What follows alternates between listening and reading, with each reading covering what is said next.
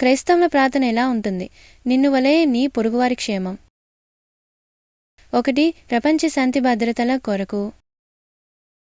2. అందరికీ ఆహారం, వస్త్రం, నివాసం, ఉపాధి కావాలని. 3. అందరూ క్షేమంగా ఉండాలని. 3. దేశం యొక్క క్షేమం కొరకు. 4. మంచి పరిపాలన కొరకు. 5. పాలకులు, అధికారుల క్షేమం కొరకు. 6. కుటుంబాల క్షేమం కొరకు. 7. ప్రయాణికుల క్షేమం కొరకు. 8.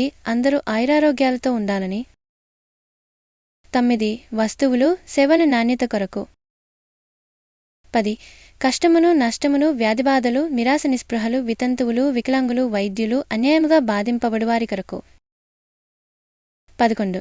కార్మికుల, కర్షకులు, ఉద్యోగస్తులు, వ్యాపారులు, పరిశ్రమలు సంక్షేమం కొరకు. 12. పాడి పంటలు సమృద్ధిగా పంపాలని.